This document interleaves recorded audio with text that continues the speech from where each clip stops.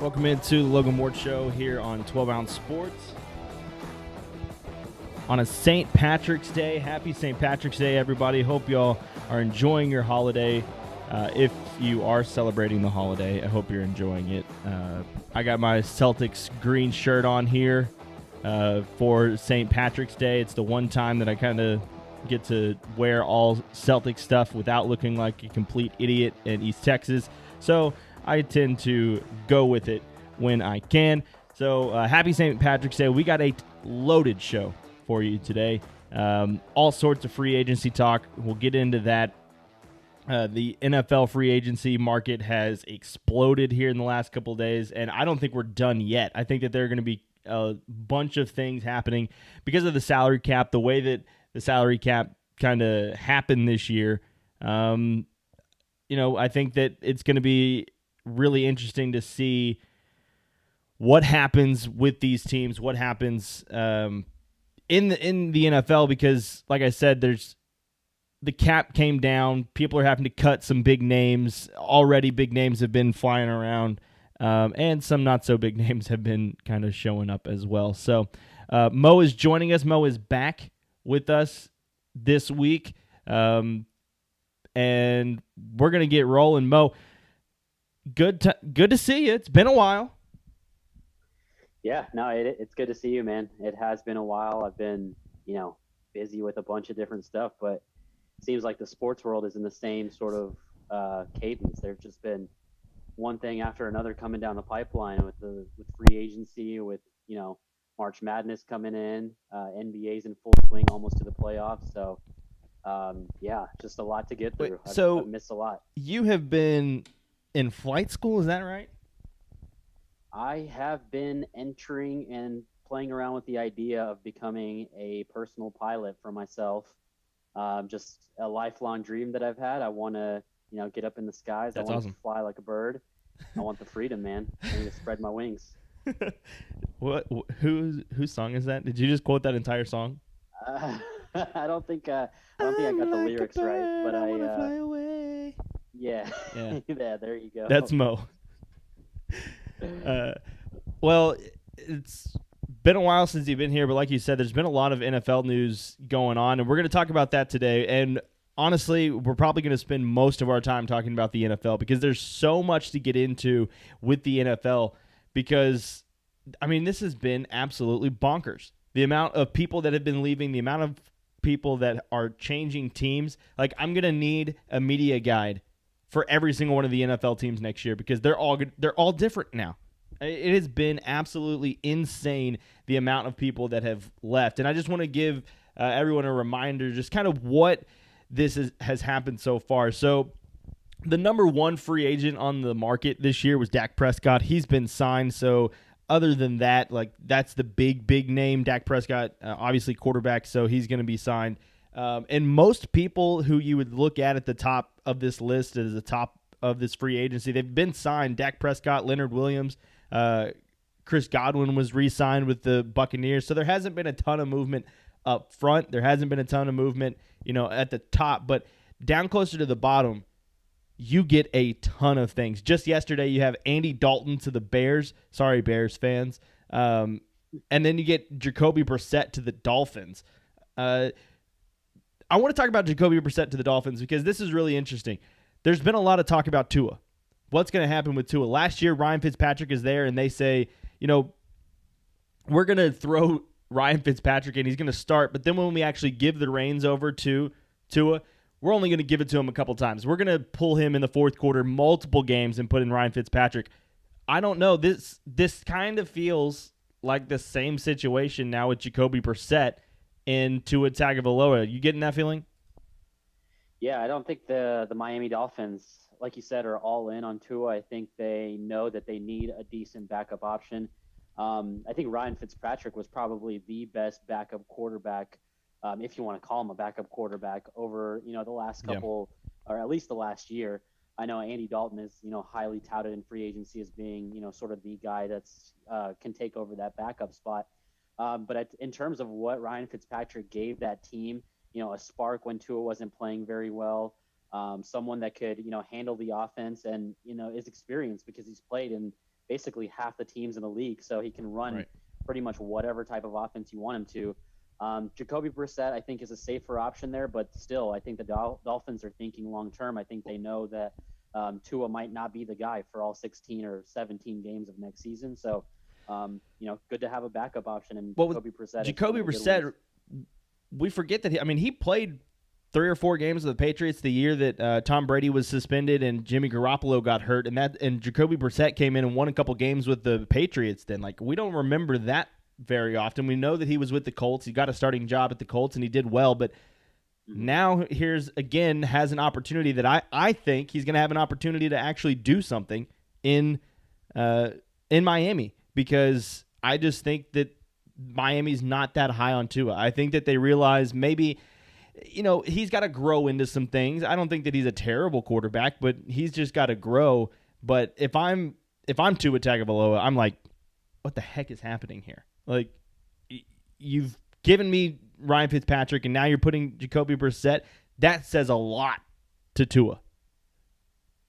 Yeah, it can't be, the greatest feeling in the world when, you got drafted in the first round at pick number 5, and now, your coach and your organization is bringing in, veteran after veteran to sort of back you up. And, it can't be a good confidence boosting sort of, decision. And, what Tua is probably thinking right now is not giving him, bolstering his confidence to a point where he thinks, this is my team. This is, everyone in the Dolphins organization has bought in on me. So I would say this is going to affect his gameplay. It's going to affect his mentality for sure. So absolutely, I think we're going to see it this season. Just that lack of confidence, that lack of, trust and sort of give and take that he has with his coaches and his organization. I don't think he, feels good that he can play all 4 quarters of a game absolutely every week in and week out. I think that confidence in your coaching staff is something that is so overlooked in the NFL. We all just assume, but it matters. It absolutely matters. That's the same thing with Russell Wilson. Pete Carroll isn't really, yes, they're giving him the confidence, but they're not letting him do some of the things. Russell Wilson wants a seat at the table in terms of game planning, which he's been in the league for a decade. Why not let him? He's been to a Super Bowl. He's won a Super Bowl. I don't know if he won the MVP that year, but he's been to multiple Super Bowls, and he's been here. He's fine. Let him have a seat at the table in terms of offensive game plan, and they're nope, not going to do it. Not happening. And that kind of sucks. Honestly, that kind of sucks when you're a Hall of Fame quarterback and your team's not giving you anything. Yeah, I think Russ has done more than enough to deserve this. He's taken a beating over the years, so absolutely. I think he has the right to have a say in how the offense is run so that he can, play with his kids when he retires, because the way it's looking, he's going to have no legs by the time he finishes his career, because he's just getting chased. By the time he's 36, he's going to not have legs. No help at all. They bring in DK Metcalf, who, has, butterfingers and is inconsistent at best. He's a monster, but at the same time, he's not, the most reliable receiver in the league. So, they've tried to help Russ out, but I don't think they've done enough of a job. And so all Russ is asking is for some sort of input, for some, a percentage of the decision making. Yeah. And I don't think that's, wildly a crazy request to make. It's not crazy. He deserves that. He brought a Super Bowl to Seattle. He probably should have 2 under his belt. Absolutely. But yeah, I think, Russ has done more than enough. And at this stage in his career, he's sort of built that, Aaron Rodgers, Peyton Manning sort of reputation where, the offense trusts him. He is the unequivocal leader of that team. So, why not give him some sort of input or say if the team is going to get, benefit in terms of mindset and mentality and, the way Russ sort of comes to the table in practice every day. What's funny is that we talk about Russell Wilson, and the one play that is going to absolutely define his career is going to be the interception at the goal line in the Super Bowl. That will absolutely define his career. No matter what he does, that's going to be the defining moment. And I think it's funny because now, fast forward, 6 years later or whatever it is, we're talking about Russell Wilson wanting to throw more and Pete Carroll saying, no, we're going to run the ball. But in that situation, it was the opposite, where they threw the ball and they should have ran it. So it's kind of funny that we're talking about Russell Wilson and like, hey, let him have a say, let him throw more, let him do the offense more, and it's going to be the one play that defines him is the interception. And I guess I don't know. Pete Carroll might have been like, okay, we should run the ball more. Let's run the ball constantly and not do anything else but run the ball, and then let Russ get in 3rd and 8 situations and run around and save us. That's been the game plan since then. But it's kind of ironic that that's the case, that we've had Russell Wilson career-defining moment in his throwing the ball and them not running, and now we're in this situation where he could possibly be traded. I don't think he will, but he could possibly be traded because he wants to throw more. Yeah, I think Pete Carroll has been, sort of, making up for that mistake, if you will, since the Super Bowl. He hasn't stopped running the ball since he, failed to run the ball when he actually should have. So the last, 8-9 years have been Pete Carroll atoning for that mistake by running the ball on any play that he possibly can. So, at this point, it's Russ's team. You got to let Russ cook. He was having a phenomenal MVP caliber season until, they just sort of fell off, and he lost, a lot of the support he had, and, they just sort of fell off the radar. But I think that it goes back to, not letting Russ have a decision, making aspect in terms of play calling or, decision making on the offensive side of the ball, because, it's really just him. And then, the O-line isn't very good. He's got some decent, wide receivers out there, but, if you don't have time to throw the ball, you're not getting the ball to any of those playmakers, which is, what they built that offense around. But yeah, it's not a recipe for success right now. I don't know what the Seattle Seahawks are going to look like next year. I was really high on them. You were really high on the Seattle. I had them as my Super Bowl pick in the preseason. But yeah, now this year I don't feel like the team is gelling as well, and I don't think Russ is bought in like he has been the past few years. So the Seattle Seahawks will not be in your Super Bowl this year, is what you're saying?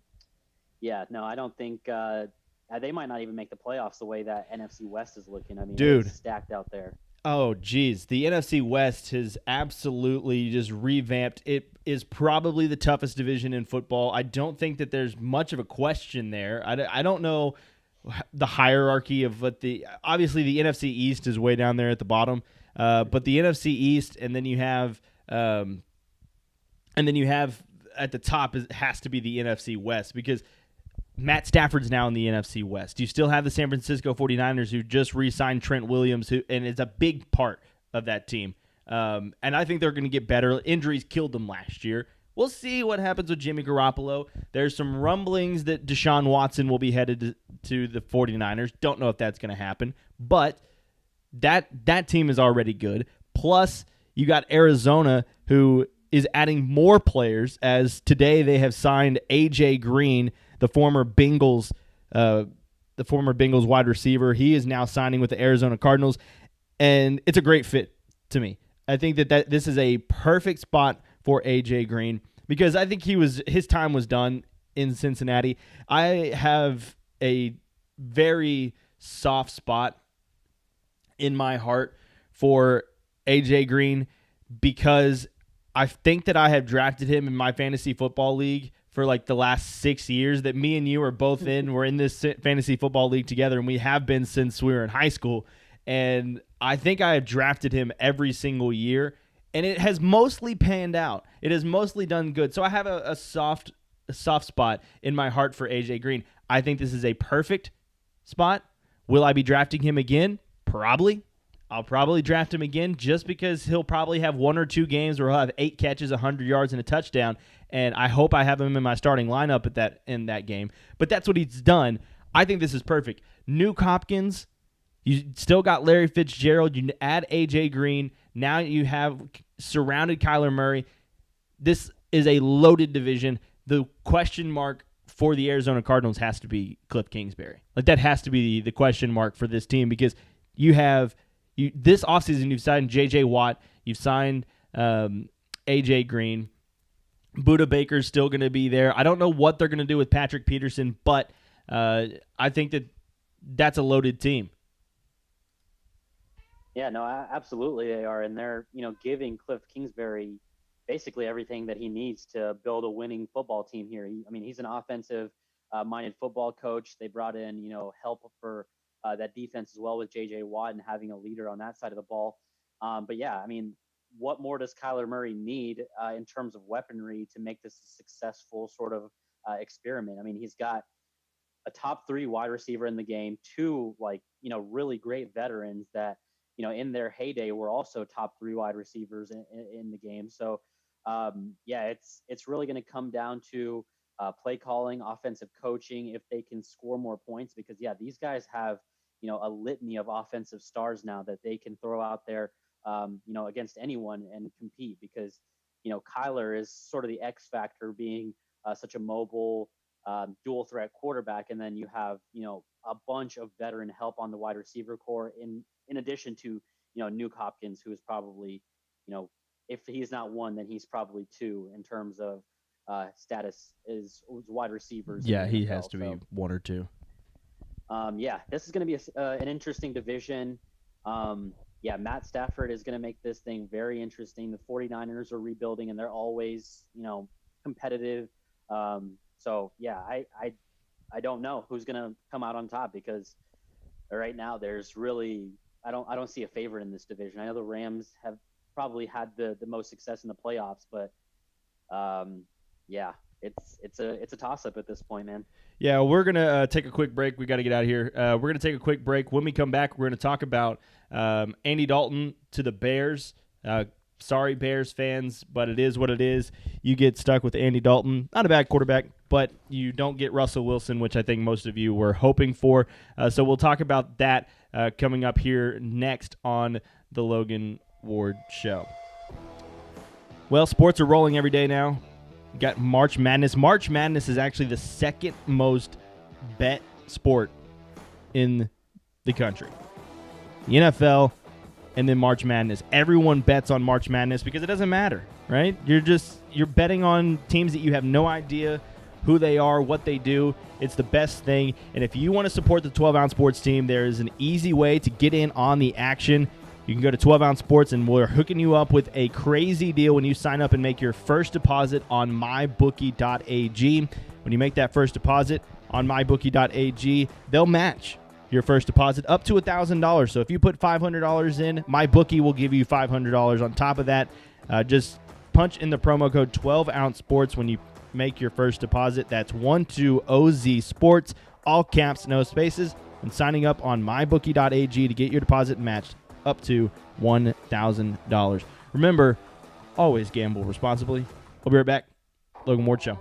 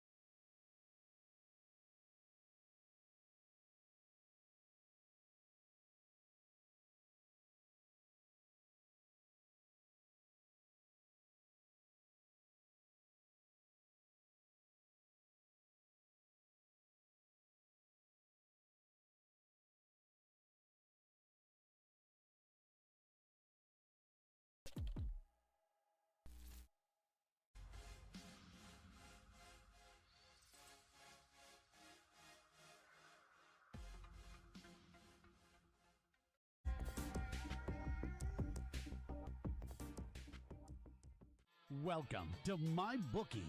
You're ready to create an account and start making money, and we're here to help. And remember, you can get a bonus of up to $1,000 on your first deposit. Now you're ready to bet. Just go to mybookie.ag, visit the sports book, click on your bet, and input the amount you want to risk or win in the bet slip. Yes, it's that easy. Just remember, at MyBookie, you play, you win, you get paid.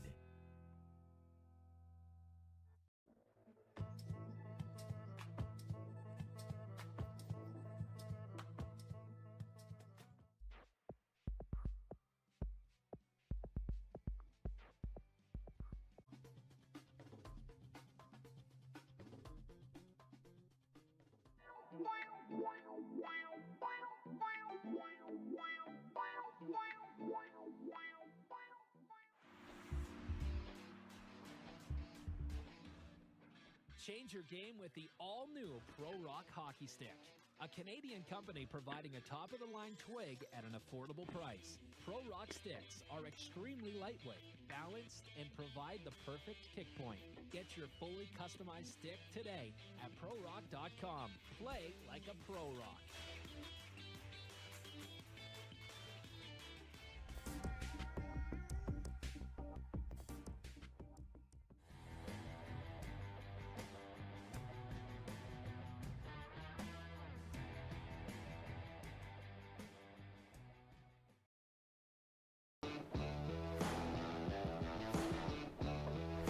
Welcome back. Logan Ward Show, 12 Ounce Sports. Hey, we now have 200 followers on Twitter, so thank y'all for following the show. We have surpassed 200, and a lot of that's due to this bracket challenge that we are doing. The bracket challenge is going to be locked tomorrow. It will be locked tomorrow when the first round starts, so if you haven't joined our bracket challenge, please go ahead and do that. Go to our Twitter. It's the pinned tweet. All you have to do is follow us, retweet it, and if you win that bracket, you will receive a $100 Visa gift card and a Logan Ward Show sticker. So be sure to do that. But we have now surpassed 200 followers on Twitter, and a lot of that is due. We've gotten like 30 followers just from this bracket challenge, so I appreciate all the support that y'all have out there. So hopefully y'all stick around. You like the content that we're giving, and so yeah, we still got a lot to get into in terms of the NFL. So I know this isn't an NFL show. We'll talk some March Madness, around the corner when we get closer to the end of the show. We'll talk some March Madness because obviously that's a big thing and that's starting up tomorrow. So we'll talk about that coming up. But there's still some things in the NFL that I want to talk about because Andy Dalton is now with the Chicago Bears, and like what a gut punch to the Chicago Bear fan base because it wasn't but a week ago, not even a week ago, it was probably 3 days ago that you thought that you were in true contention for getting Russell Wilson. You were in true contention. You thought that, okay, Russell Wilson named us on here. We have a lot of capital that we can give him.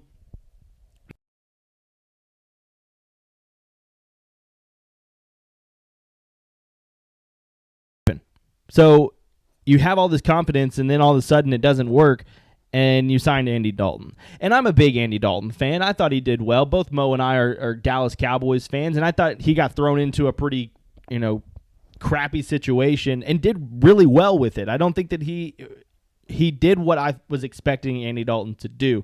But when you go from thinking you're getting Russell Wilson to getting Andy Dalton, it's kind of a letdown. I don't know, Mo. This is a letdown for the Chicago Bears. I don't know if they're not going to be a playoff team this year. And honestly, I don't know if Mitch Trubisky is any worse than Andy Dalton or if you still just roll with Trubisky. Super Bowl winning quarterback also on the roster that I think is flying a little bit under the radar. Oh, come on. They got a three-headed QB battle between Nick Foles, Mitchell the Trubisky, and Andy Dalton, a.k.a. the Red Rifle, a.k.a. 007, a.k.a. the Ginger James Bond. So it's going to be, an interesting QB battle in training camp. I don't know who's going to win because I don't see any of them being, clear favorites above one another. I know Nick Foles has had, a magical playoff run before. Andy Dalton has had a very, consistent career with the Bengals for, 9+ seasons. And then, Mitchell Trubisky is also, in his third or fourth season, I think, and still trying to sort of prove himself. And he wants to, make a name for himself and be a starting quarterback in the NFL. So Very interesting dynamic here at play. I don't think any of those guys really has a hold over the locker room. I don't know if any of the other positions in that locker room really truly feel like any one of those three guys will be like the unequivocal leader of the team. Like it just doesn't seem like any of those guys are going to step up and just take the reins and be the leader of that franchise. So I'm interested to see what Matt Nagy has plans in place for. I don't know if he's going to even last through anywhere past the season. Yeah, really, he'll be done after the year. What do you think in signing three quarterbacks that could all potentially be your starters, and you're not paying any of them just an exorbitant amount of money, but they all are getting that sort of backup second string type of contracts. So I don't know like what the plan is there. I don't know if they're going to do like a revolving QB situation, but yeah, that's what it's setting up to be. I would not want to be a Bears fan right now. No, it's setting up to be a revolving door. I think Matt Nagy's done after this year because I just, he's had plenty of opportunities. He was supposed to be an offensive whisperer because he was working with Andy Reid and Patrick Mahomes their first year, and he was coming underneath that, Andy Reid tree, and most of them have done really well. So everyone I thought, and hey, I thought that was a good hire. It just hasn't panned out. Like Matt Nagy, I don't know if it's the quarterback, if he doesn't have the right quarterback, but they don't have him on the roster now. The only way, like, I don't know if you can use this as trade asset. Like, if I think that the money that Andy Dalton signed for is not really backup money or like trade asset money, and I don't think he can be traded until later on anyway. So it's just Andy Dalton's only 1 year, $10 million, so it's not going to hurt them that much. I don't know if they're going to try to move up in the draft. I've heard that there are some reports that the Bears and some other teams might be looking to move up in the draft. I don't know if that's the route that they go.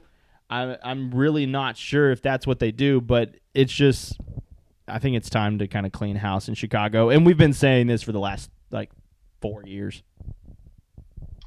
Yeah. It hasn't been, a very pretty sort of football run franchise for the last few years. And I don't know. They just never seem like they have the right pieces in place. They don't seem like they're ever going to really threaten anyone in the playoffs. They just don't seem like a very scary team to go up against. And this is a team that has had like a very, very good defense over the last few years. They're not, below average on defense. And when you have that type of, firepower and arsenal on the defensive side of the ball, it really comes down to, play calling and just, the offensive sort of struggles that they have. And Matt Nagy is known for being an offensive-minded coach. And, if they can't piece together whatever they're trying to do this year, I think, he's not going to last anywhere past this season because of, just the inconsistencies that they've had. And, I think they expected a lot more of Matt Nagy being, coming from the Andy Reid coaching tree. They just thought he would be a lot better. And this, sort of just speaks to, the fact that some of these assistants just aren't ready for these jobs. And, people like Bieniemy and some of the more tenured assistant coaches probably should have a shot before, these one-time, one-and-done assistant head coaches or one-and-done coordinators get their shots. So, I don't know. I don't really love Matt Nagy, so I don't think the Bears will stick with him for too much longer. But then again, they don't make great decisions overall anyway, so maybe they will keep him around. Yeah, the Bears have been making terrible decisions for a while now. Even though, hey, we can say that they've been making horrible decisions. They've been to a Super Bowl at least the last 20 years. The Cowboys haven't. So Andy Dalton's going to be headed over to the Chicago Bears. That's kind of what the big one was yesterday. Two other NFL stuff that I want to get into before we get into some of the March Madness stuff. And I know you're ready to get into March Madness because Texas is going to apparently win it all, according to you. But that's just you being a homer. They will not be getting in they're not going to make it. But anyway, so the New England Patriots have revamped, have now gone into buy mode, buy. What you're making of the Patriots right now? Yeah, I mean, I think Bill knew last year was sort of going to be a wash when it came to the season. I know, like, a lot of people opted out because of, the pandemic. He lost his franchise quarterback for the last 20 years. So, I think they knew that last year was going to be sort of a rebuilding year. And that continues on into this year, as we can see with free agency. But I think Bill is starting to realize that he can still take hold of this division and still have a chance of making the playoffs in the AFC because of, just the inconsistency across the AFC. I think, the Buffalo Bills had an amazing season, obviously. They made a deep run in the playoffs, but I don't know if that's a formula that can be repeatable and scalable for the foreseeable future. So I don't think that Bill, I think Bill realizes that he's not as far off as people think. He just needs a few really good pieces. And, with his coaching and with the mentality that he brings to that locker room, I think they still have a great shot at making the playoffs, at least, if not even, having a chance to make a run at the division. Like, obviously he's got Cam to deal with. I know that's sort of like something that you just can't get over. Like, Cam isn't an NFL caliber quarterback anymore in my eyes.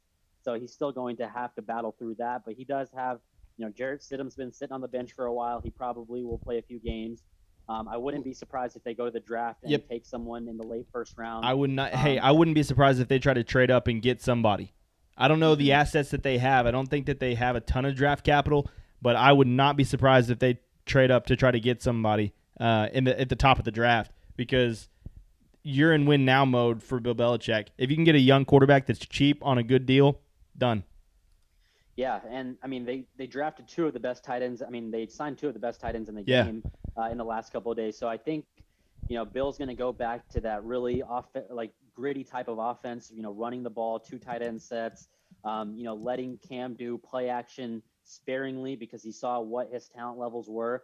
So I think Cam is going to be sort of that game manager, run first type quarterback, and they're just going to play really safe offense and just bring the heat on the defensive side of the ball, which the Patriots have always done. So I think they're going to go back to the basics and try to use that formula to get back to, their winning ways. So looking at the NFL, the draft order that's actually on, it's 43 days away is the NFL draft. It can't get here soon enough. I love the NFL draft. But it is 43 days away is the draft. And so looking at the draft order, of course, you got Jacksonville. We know who they're taking at number 1. I don't think that there's going to be much debate there. Number 2, obviously, like the draft starts at 2. Usually in this draft, it's usually like 4 is when the draft starts really going, because usually you have a set 1, 2, 3. Here, no idea. We have no idea who's going to be taking where, because it really starts at 2. I think Trevor Lawrence is going number 1, but at number 2, you got the New York Jets, and where do they go? Like, what do they decide to go with at number 2? Do they stick with Sam Darnold? Do they stay with Sam Darnold? Do they draft Zach Wilson? Do they trade back with somebody? I don't think the Jets would trade with the Patriots, just because there's been a long history of feuding between those two organizations. But Miami at 3, I don't think they're going to trade away, because they're going to draft the offensive lineman from Oregon, Sewell or whatever his name is. They're going to draft him. He's a stud. So I think Miami will draft him at 3. Number 4, again, you don't know what happens with Atlanta. What do they do? And right now, you don't have the Patriots with you have the Patriots with the 15th overall pick. So if you could give Atlanta or maybe Cincinnati at 4 or 5, or I don't think that the Philadelphia Eagles would do it, but there's some teams at 4, 5, 6 that feel like they have a quarterback and don't need one. And if you're sitting at 15, if you're New England, you can try to jump ahead. Carolina, Denver, Detroit, I don't know if they're going to sign somebody, but you could jump ahead of some of these people at 5 or 6 and try to get a quarterback. If Zach Wilson's not on the board, or if he's still on the board, go up and get him. You could go up and get Trey Lance. Don't think that's going to happen. You could go up and get some of these guys, Mac Jones, which Mac Jones, to me, I don't know if it's just me, Mac Jones feels like a New England Patriot.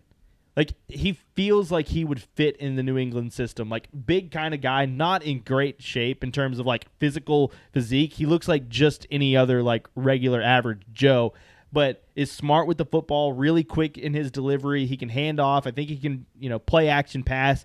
I think that Mac Jones might be a good spot for New England. I don't know if he falls to 15. I would look out for New England to get a quarterback in the draft, and if they have to, trade up for it.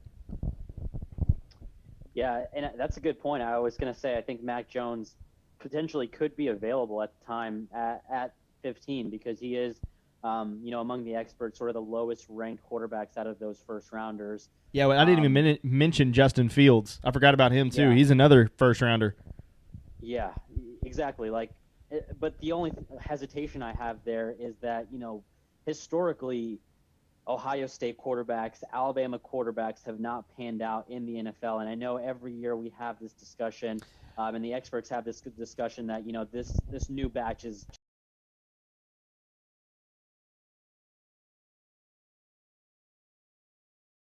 ready for the NFL, according to the football team at least. But, I just am not high on these quarterbacks, so I don't know if I will Bill say would feel the same way. But I do say that, Mac Jones probably is a much better fit in New England than I'll say probably this the rest of the about Mac Jones, because I favor Mac Jones over Justin Fields simply because, I don't know. I don't love transfer portals. Like, I don't love the fact that Justin Fields was like, hey, okay, I'm not going to win the starting job at Georgia. I'm going to go to Ohio State. Like, good for the kid. Like, honestly, like, I get it. I understand it. I don't hate it in terms of, like, I don't want players to move. I want them to be committed. I'm not one of those people. But when you get to the NFL, you got to compete. Like, now there's no transfer portal. There's no, like, you get in that room and there's 5 people in the quarterback room and you have to compete for that job.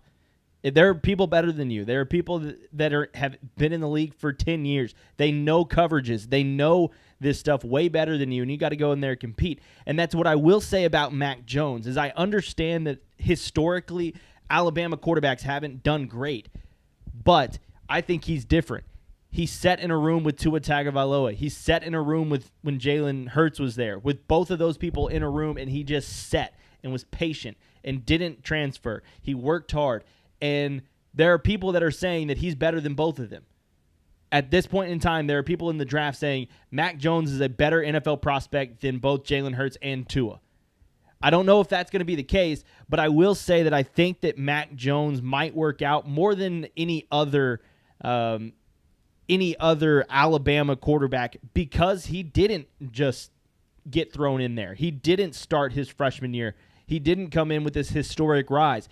He had to sit for 3 years.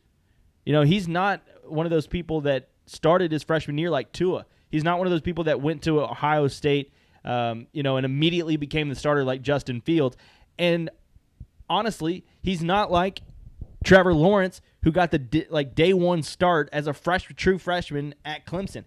He's not one of those guys. He had to grind it out. So I do think that Mac Jones is a little different than these other Alabama quarterbacks, and that's why I think he fits with New England, because I don't think there's an ego there.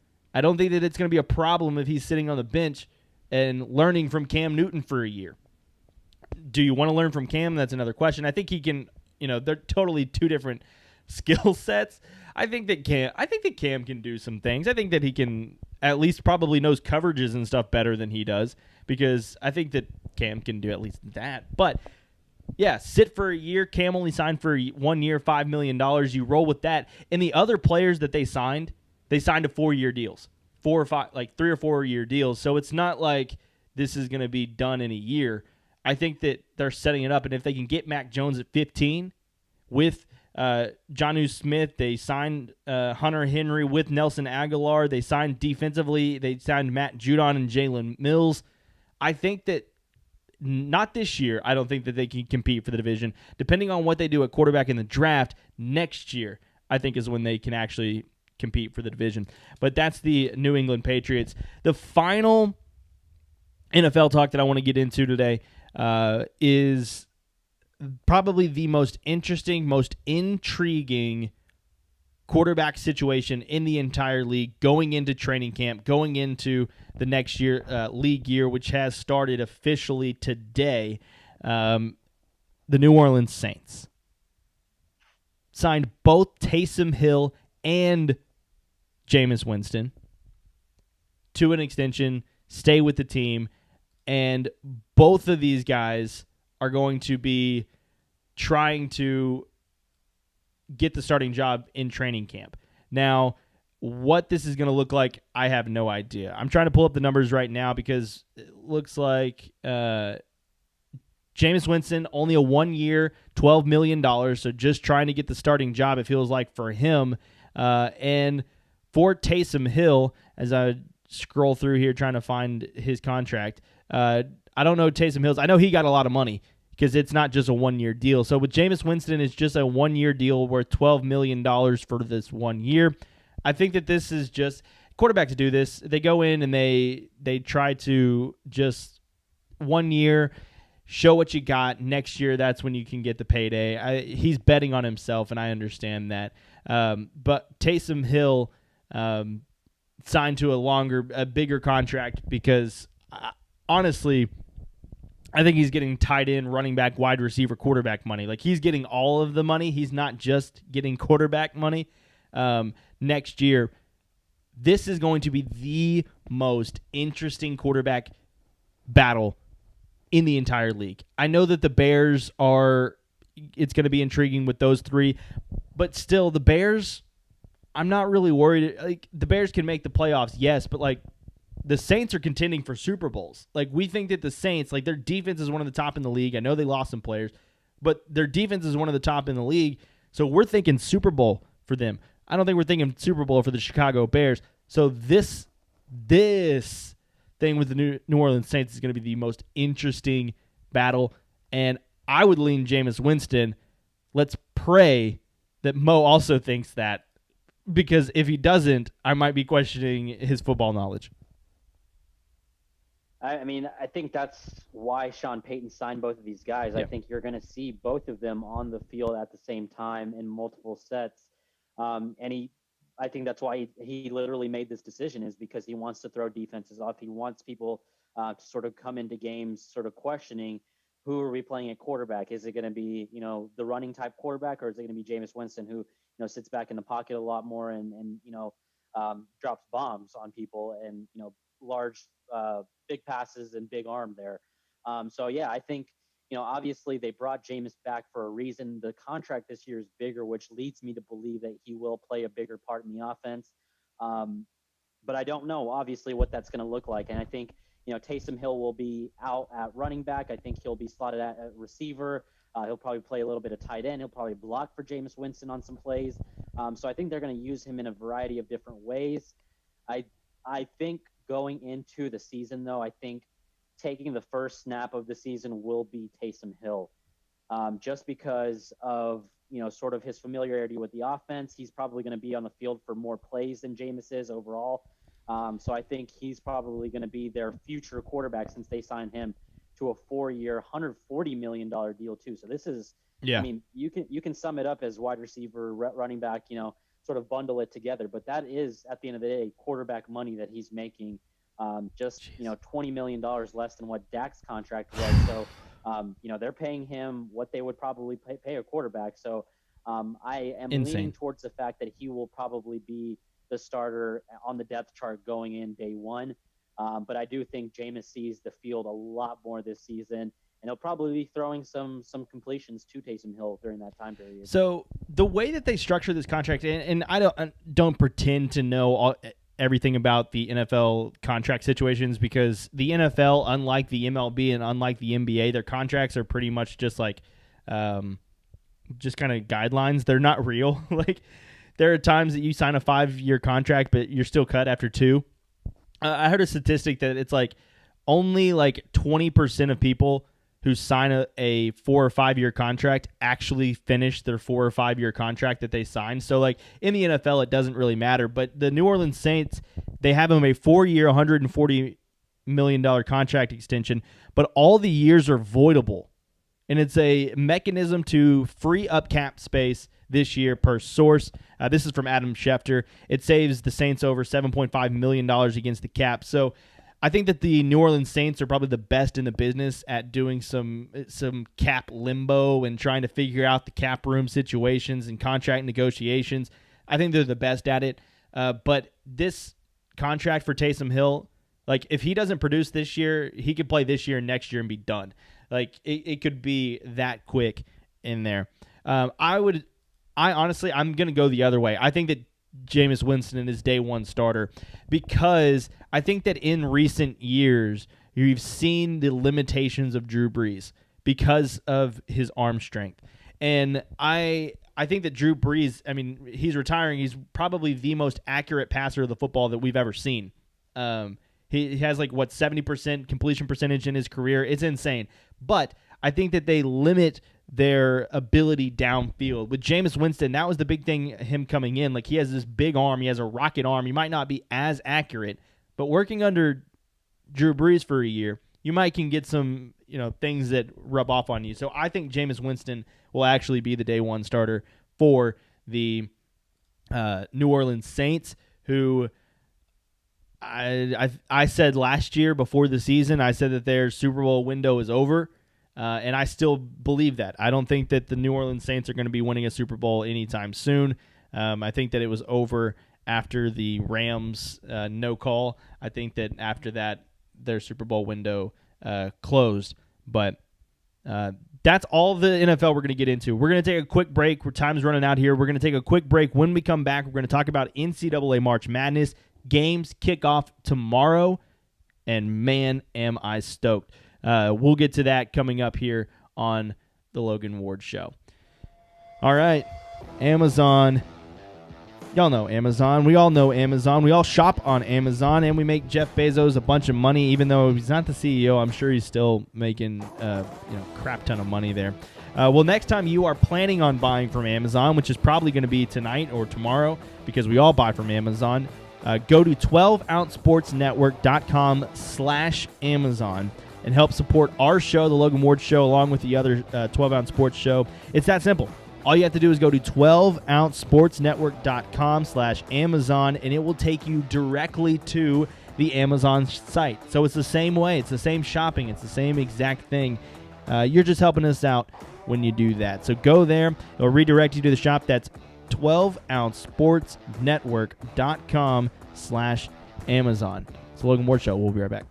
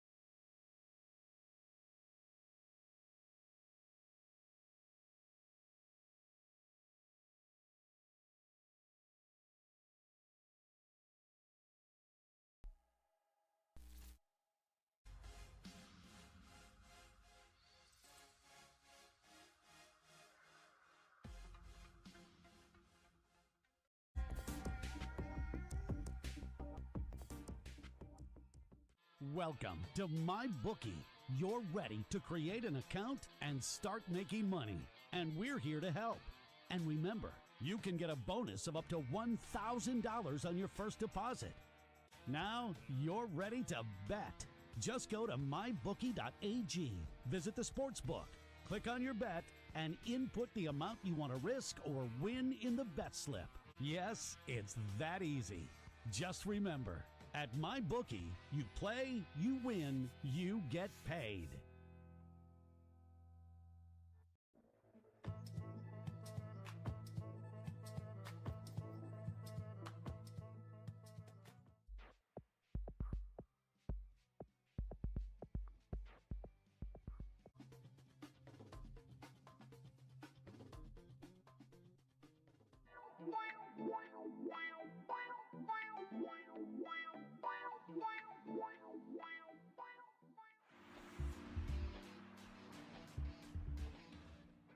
Change your game with the all-new Pro Rock Hockey Stick, a Canadian company providing a top-of-the-line twig at an affordable price. Pro Rock sticks are extremely lightweight, balanced, and provide the perfect kick point. Get your fully customized stick today at ProRock.com. Play like a Pro Rock.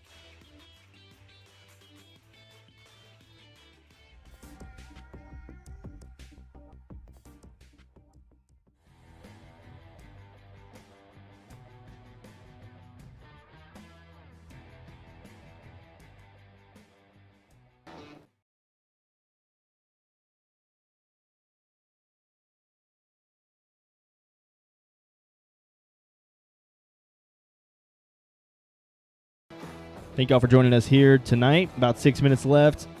And we're going to talk NCAA basketball. So we have our March Madness bracket challenge that is still live. It's still available. You can go there right now. You can go to our Twitter page or our Facebook, and you can join the challenge. If you join the challenge, you have to win the bracket to win $100. You win the bracket and you win. You're following us. You will get $100 and a Logan Ward Show sticker, which is probably worth more than $100. So, if you get that sticker, hang on to it because that's the real prize. I had to throw in the money with it just because, but I know the reason that all these people are following us and they're doing this is because of the Logan Ward Show sticker. So you will get that as well. Again, I know that that's what you're actually here for. So go there. But let's talk a little bit about the actual tournament right now because Duke is not in the tournament. Kentucky's not in the tournament. This is the first time, I think, since 1975 that neither one of those teams are in the NCAA tournament, which is, hey, if you don't know, that's a long time ago. So it's the first time that those aren't in the tournament. And there's some teams that are out there that I think can compete. Mo, you think your Texas Longhorns can compete. I'm not. I think that they will make it maybe to the Sweet 16, maybe to the Elite 8. I don't think they're going to win at all. Who are your early favorites right now to win the entire tournament? Yeah, I mean, like I was saying before, I predicted that it was going to be a Big 12 winner. If it's coming from the Big 12, my money is on the Longhorns or the Baylor Bears at this point. If we're branching out past that, I think there are obviously some really good teams that are going to be competing this year. I think Illinois has a really good shot with the Mass Mamba, Israel Desuma, or whatever his name is, and then their center Kofi Coburn. Yeah, and freaking monster. Brad Underwood, head coach, former Stephen F. Austin coach. When I was at Stephen F. Austin, Brad Underwood was the head coach, and now he's the head coach at Illinois. Good coach there. Yeah, they look like a very strong team. They just put a pretty good whooping on Michigan not too long ago in the last couple of weeks. So a team like that really does, sort of scare me in terms of, going up against my Horns, obviously. But to take it all, I think that sort of team probably has a good shot of it. I'm not very high on Gonzaga right now just because I haven't seen them play, real competition. I know they're, the division that they came out of doesn't have too many great basketball schools, and they pretty much dominated all season. So I'm a little bit nervous for them, but I think my top three teams would have to be, the Baylor Bears, the Illinois Fighting Illini or whatever their mascot is, and then I'm throwing my Texas Longhorns in there. I think we have a great team, really balanced sort of dynamic across the team, and we're playing great basketball. Matt Coleman. Yeah. Is on another level right now. I think he is going to play a pivotal role, and we've got a good draw. I think being in that bracket with Michigan, being the number 1 seed, I think we have probably one of the easier paths as a 3 seed. So I think we have a good shot of making a deep run. Yeah, I like Gonzaga. I think that even though they haven't played the level of competition, I think that they are the most complete overall basketball team. Again, I think they're going to get challenged in this, but I do think that, to me, they would be one of my favorites. I don't buy Baylor. I think that Baylor has looked way too shaky in the last couple of weeks. They lost in the Big 12 tournament. They lost before. They lost a couple of weeks, earlier prior to the tournament. So I'm not a big believer in the Baylor Bears. And honestly, even though I have a soft spot for Michigan for some whatever reason, I don't think that they're going to be competing as well. So I really don't know. I mean, I think that Gonzaga is the clear favorite to me to win it all. But even the 2 seeds, you have Michigan. I know you have Alabama, who's going to be a 2 seed. I don't really buy Alabama. And if you're looking for a 2-15 matchup and you're looking for something that is juicy, I'm sure that everyone's going to be doing it. But if you're looking for a 2-15, you need to be looking at that Alabama and Iona University matchup with Rick Pitino as the head coach for Iona. It's a coaching mismatch right there. So I wouldn't be surprised if Iona came out and won that one. But I'm not too sure who's going to win this bracket challenge and who's going to win the tournament in general. Like I said, we don't have the Dukes, we don't have the Kentuckys. We do have Kansas in there, but a couple of those blue bloods. And honestly, tomorrow night, you get Michigan State and UCLA playing for a play-in game. That's insane that you're getting those two to start out the tournament. Those are 2 powerhouse programs in college basketball, and they're playing in a play-in game. Yeah, I think you're seeing all across the board, really, the powerhouse teams that we've come to know over the last few years are not at that level this year. They're all sort of struggling. The usual players like a Duke or Kentucky or Michigan State, Kansas. These teams have been struggling all year, and I don't think you're going to see them at the top of, or at the finals in terms of late March and the teams that are remaining there. So yeah, it's been a very interesting year, and I think it's going to be good for college basketball because it'll bring a lot of these teams that usually don't have an opportunity to make these deep runs. They're going to have a shot now. Yeah, there's for sure. No clear true favorites. I know Gonzaga's up there. They've always been competitive, but some of these other teams are going to have a good shot across the board. So bring your A game, and we'll see what happens. It's March. Anything can happen. Yeah, it's super exciting. That gets kicked off tomorrow. Your brackets must be in before the round of 64 starts. So the play-in games don't count, but you're the 2 games before on Friday, I believe, is when the tournament actually kicks off. So I guess you have until Friday when the actual round of 64 gets going to actually get your brackets into our bracket challenge. All you have to do is be following us, retweet or share the post, and then obviously you need to win the bracket because we don't just hand out stuff here. You have to be a winner to win the money and win that Logan Ward Show sticker. That's going to do it for us tonight. We'll be back next week. Still plenty of stuff, and honestly, I'm just waiting for the NFL news to keep going. We didn't even talk NBA. The NBA is starting to, now we're getting into the postseason play. LeBron James said, hey, I'm kicking it up a notch. Here we are. It's March. It's time to start playing. So we didn't even talk about the NBA, but I'm sure we'll talk a little bit more NBA next week. That's going to do it for us tonight. We'll see y'all next week. This has been the Logan Ward Show. Peace out.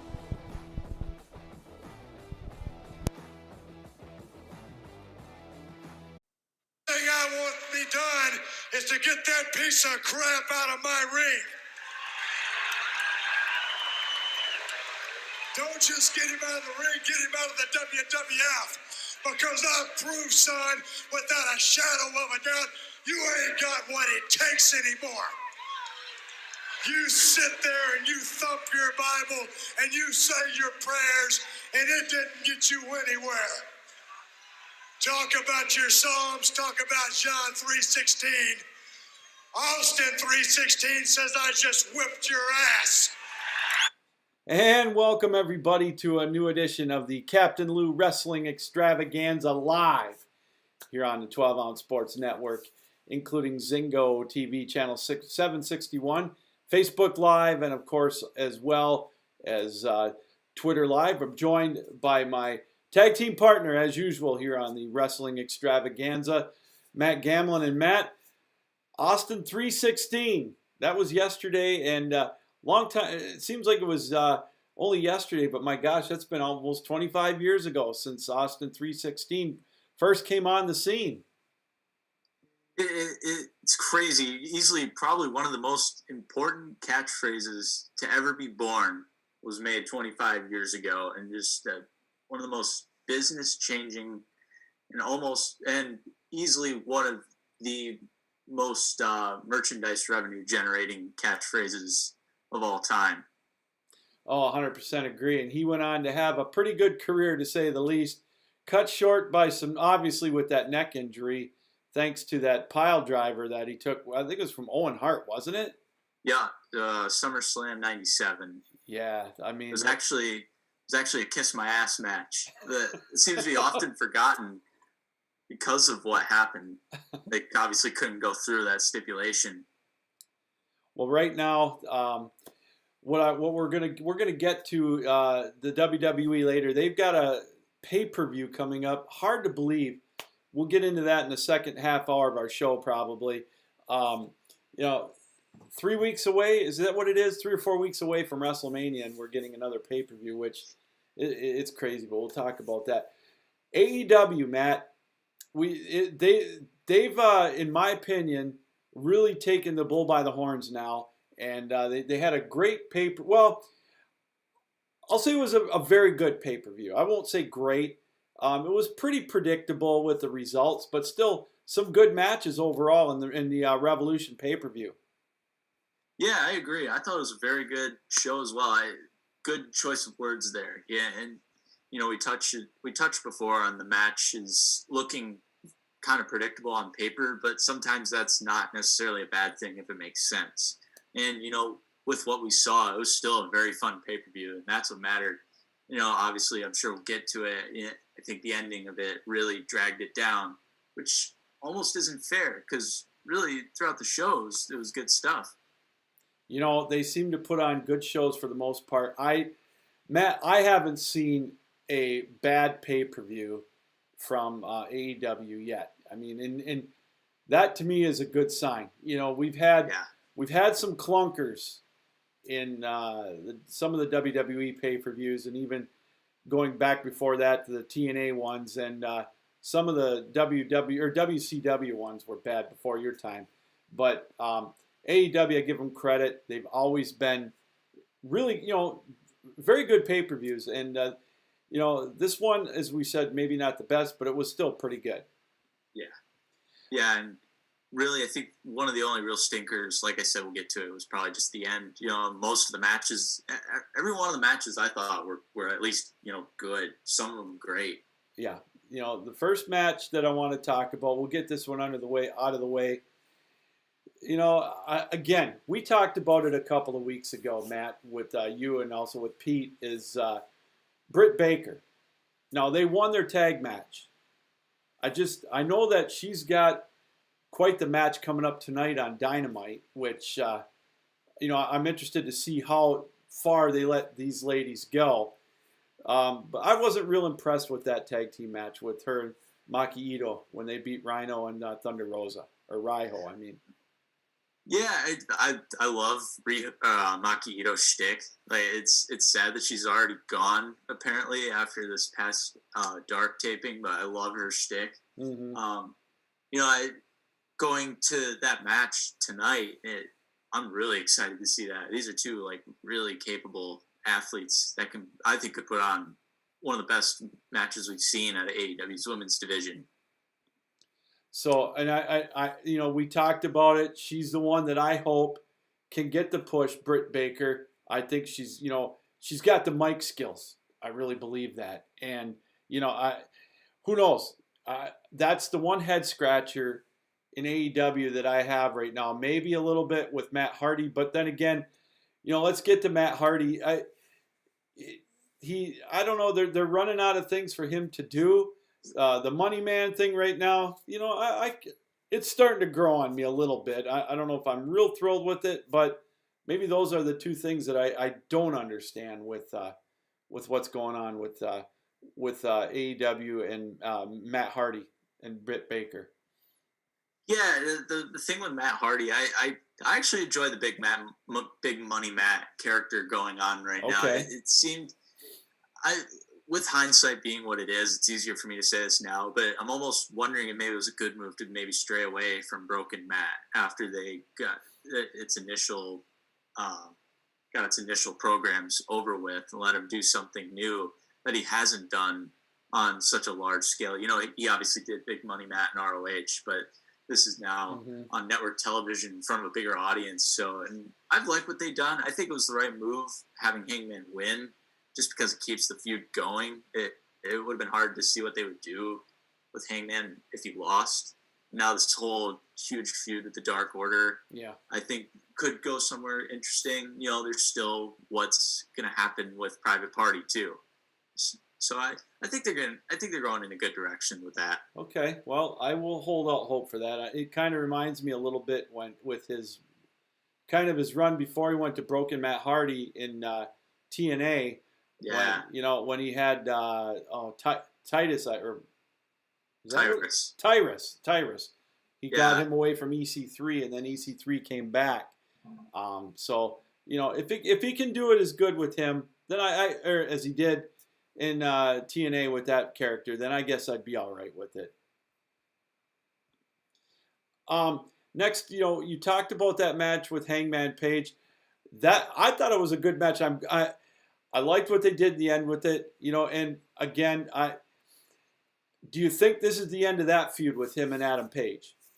I think from just a singles perspective, yeah, but they're going to be going more into a feud with their combined groups. So Hangman and Dark Order, and Matt Hardy actually recruited the Butcher and the Blade as well to help feud with them. So there'll be a big 5-on-5 feud that I'm sure will culminate within the next few weeks. I'm sure. Next up, I want to talk about a tag match. It was Miro and Kip Sabian against Orange Cassidy and Chuck Taylor. Pretty decent match there. Taylor got in a pile driver, and then Miro came in, got the save, and then he ended up getting the win, locking him in with the game over to get the submission win. That I've read where some people didn't like that match. I kind of liked it, actually. I thought it was pretty good. Yeah, I mean, I'm still holding an open mind in general about Miro. It's still very early in his run. I think pushing him straight to the top right away when he first came in would have raised some eyebrows. Mm-hmm. I like what they're doing. I do kind of agree with the sentiment that he maybe should move on after this feud is over, which will hopefully be wrapping up soon. Yeah. But I don't necessarily dislike what they've done with him. And the thing is, they've made him look strong whenever he's been in any kind of action. Like, they made him look like a monster. And it's interesting kind of seeing him unravel a little bit more and more each week. You just get turning more and more into that monster. That's what I want to see. I would like to see him get a push. It's funny, when he was in the WWE, he was unstoppable. I thought they pushed him really good. Then, of course, when he ran into John Cena, after that, I think he started to take its toll. And, he's not the only wrestler that had that issue after they feuded with Cena. It was like they hit their ceiling, and then it just was a decline after that. I don't know how long it would be before they had the decline as far as that goes, but I think he's got a pretty decent ceiling with AEW if worked right, and I don't know if we will ever see the time where they've got too much talent in WC or in AEW, where you get to the point like with Raw and SmackDown when the NXT guys and gals come up and they get buried. But I just hope that they can find a program where he can maybe get some type of title run down the road. Yeah, and that's the thing. And yeah, I agree. He's definitely capable of it. Going back to the thing with Cena, it just seemed like it felt like they could have done more with him afterwards. Mm-hmm. I don't necessarily blame Cena for that. I think it was the right call to have him win, especially given the U.S. Open title challenge they had afterwards, which was fantastic. Yes. It just felt like they could have done more with him, because that should have really, even in defeat, that should have elevated him. Yeah, it should have. And unfortunately it didn't. And then one thing led to another. I don't know if, it's true where, I don't mean to spend all this time on Miro, but, his marriage and whatever with Lana in real life, if, that got brought in and that rubbed the Vince McMahon the wrong way if that was really what was the problem. But, who knows with that. So anyways, let's get back to more of the Revolution pay-per-view. The Face of the Revolution ladder match. I thought it was pretty good. Now, I've seen maybe a few better ladder matches in my time, but still, this one wasn't that bad. And I like the fact that Scorpio Sky won. Yeah, I think that was the right move.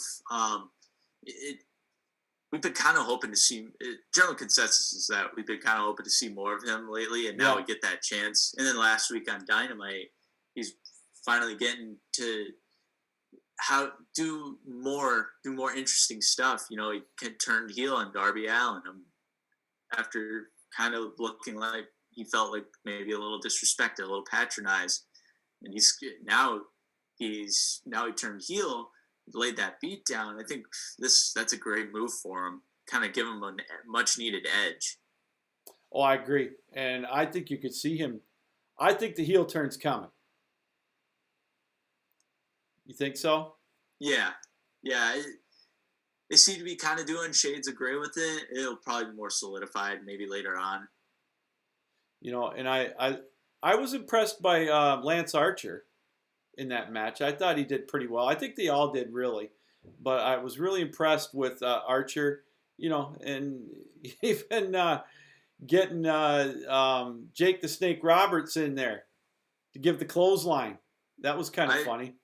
I do love how they'll have him give a bump every now and then. Yeah. But yeah, Lance, and this was kind of the best thing about that ladder match is that everybody kind of got a chance to get their stuff in somewhere.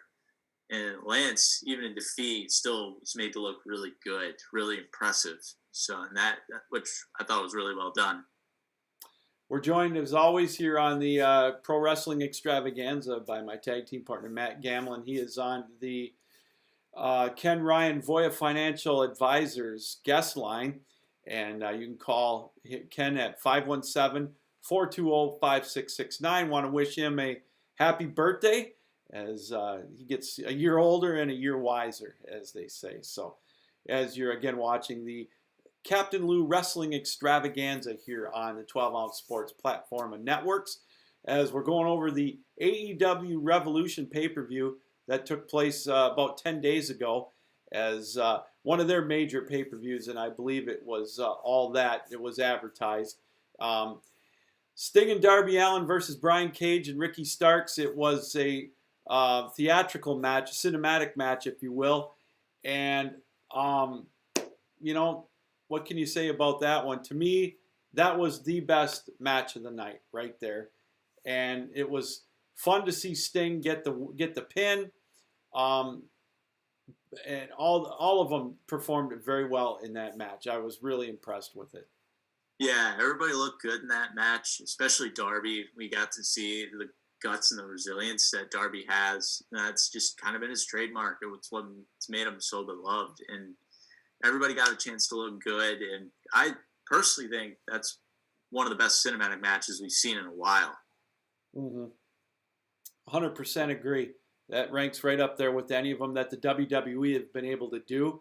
It ranks maybe not quite as good as The Undertaker and AJ Styles, but it's right up there. Yeah. And I was very impressed with it. I was a little leery about it at first, but I thought they put on a heck of a show with that. And again, Darby Allin is coming of age, as you mentioned. And I like all the wrestlers involved, and I like how they still protected Sting.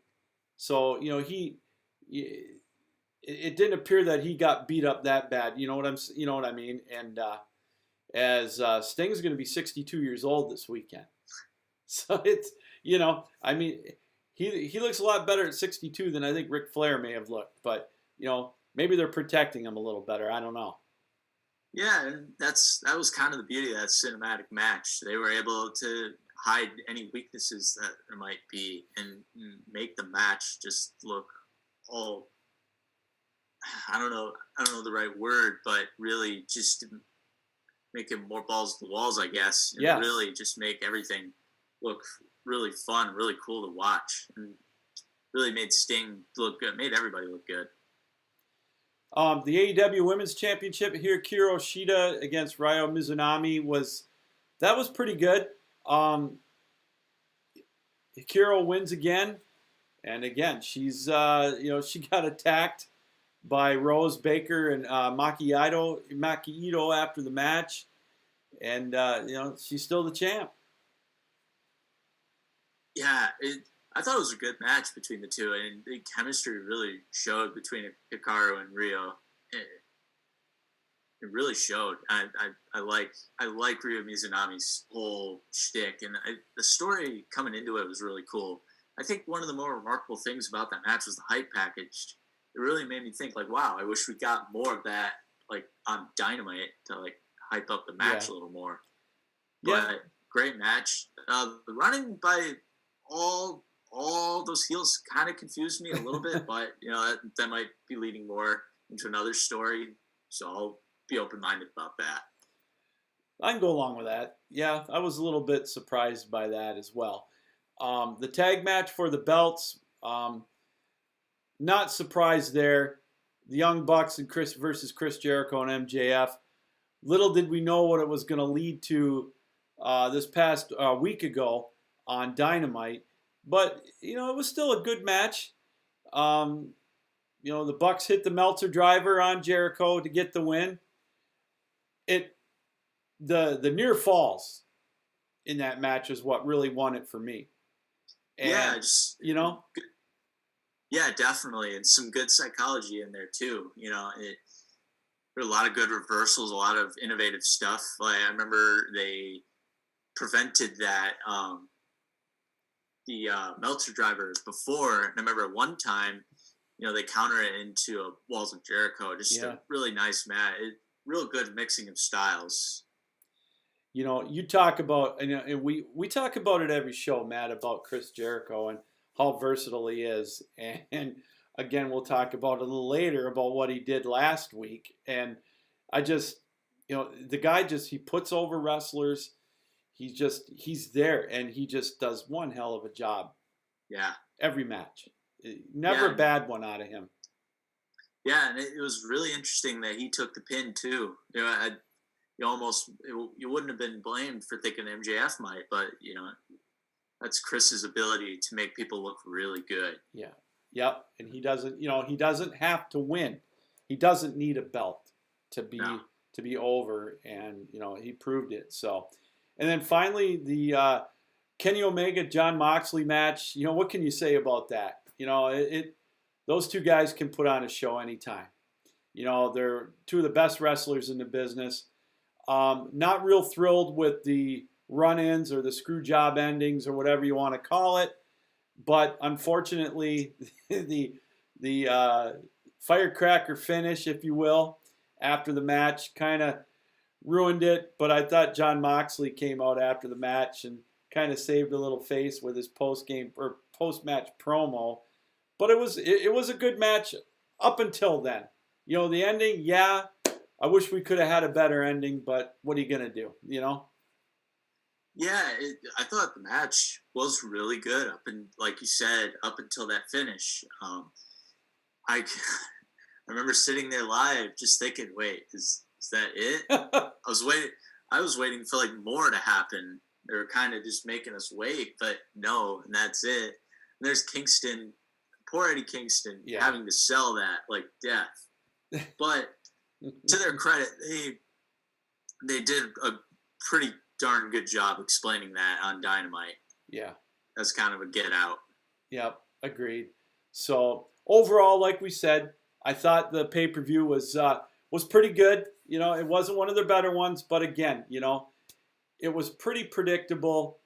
But what I like about it, Matt, is it opened up some storylines, which we saw in Dynamite as Dynamite took over on Wednesday night. But before that one, Matt, we got to talk about what happened 2 weeks ago on Dynamite with the bump that Shaq took. And I got to tell you, he's a ham. There's no doubt about it. But boy, he sold it. And seeing him laying on the ground afterwards, man, that was worth it to me. Yeah, I thought the whole match they put together like really, really well. Given Shaq's age and probably lack of mobility at this point, I mean, you can't blame him for that. But No. yeah, I mean, with what he did, they did everything right with him, I think, in that match.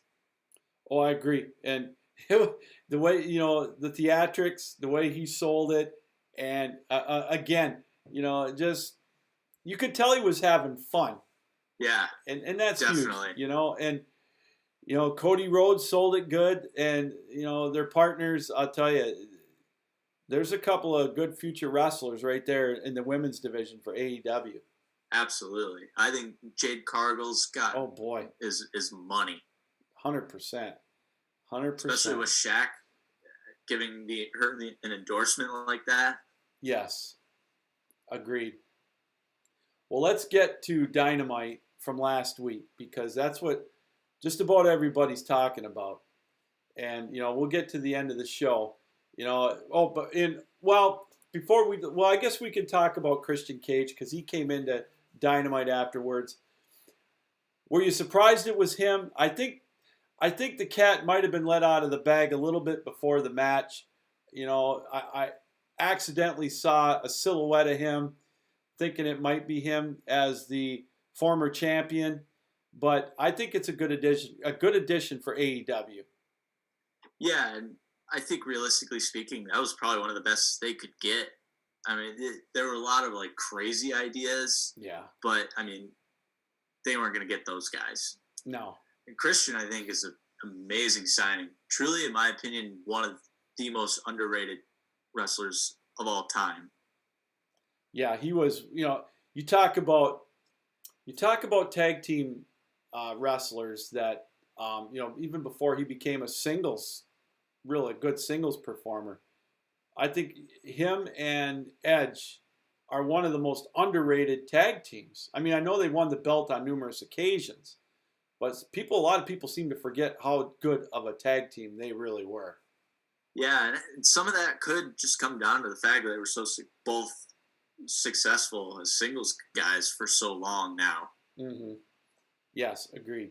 So we get to Dynamite last week. They come out with it looks like the Young Bucks are probably they're going to end up feuding with Pac and Rey Fenix. What do you think about that potential feud coming up? Man, I'm excited for it just because of the tag team match that they will have, and hopefully they can save that. If they could save that for Double or Nothing, that'd be fantastic. 100%. That'd be amazing. But that being said, if they did build up a Dynamite, several weeks away to promote that, I think that'd be just as good. Because that's one thing AEW does really well, and they have the advantage with that, with the fact they only have a pay-per-view every few months. They can better promote Dynamite. Yes.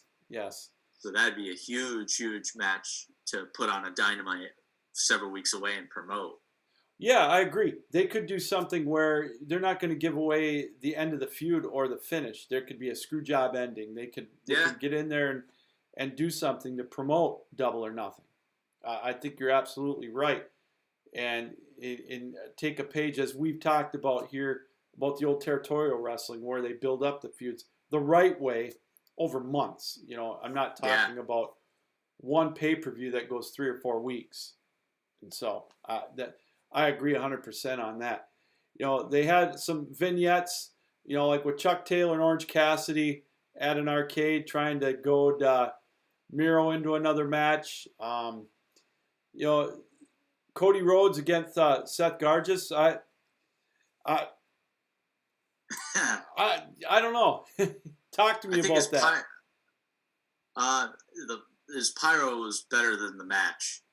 Yeah, I agree. It's about all I could really come out of the match thinking. Yeah, and then they went to interview him after the match, and then they got interrupted by Penta and all that. It's I don't know. I don't know what they're going to do with Cody. I know he's probably going to be taking a break soon with the birth of his child. I don't know if they're just killing time with them, so to speak. What are your thoughts on Cody Rhodes here in the next few months? I think that's probably what they're doing. You know, they probably don't want to have him be in the title picture now, just because it might be a bit of a foregone conclusion. But I love the idea of him and Penta El Zero Miedo on paper. Like, that is going to be an amazing match. I've seen a little bit of Penta, including that match with Kenny Omega years ago at All In. Oh, he's so good, so good. Those two will work great together. The promo kind of caught me off guard a little bit, but I'm still excited for that match down the road. I think that could be something maybe towards the end of the year. You know, after his birth of his child and whatnot, they could build it up properly. Maybe they could do it at the end of 2021 or you know, soon after that. What I'm kind of looking forward to, Matt, is what they started, you know, when they went to interview Sting, and you know, Lance Archer came out with Jake Roberts. I could see a Lance Archer Darby Allin feud going. And that would be awesome. Mixing in, you know, the old geezers, if you will, you know, Jake Roberts and Sting, you know, the added element. I am really looking forward to something like that. Yeah, just a match between those two. And Darby Allin just works so well with big guys. Mm-hmm. He works so well. And given how Lance Archer is, he'd bump around like crazy for him and make him just look like a proper monster. Yeah. I think then you'd have to have Lance win the TNT title, just because he's challenged already so many times for that championship. So that would be my only concern. I want to keep the title reign going with Darby. I think it's still got a lot of legs left. Oh, I do too. There's a lot of different ways they can go with that match, or with that, Matt, and I agree. Couple more things I want to touch on before we go to break here on last week's show. Obviously, we got to go with Darby Allin and Scorpio Sky in their TNT match. Great match. That feud is not over with right now. We touched on it earlier in the show. Liked what they did.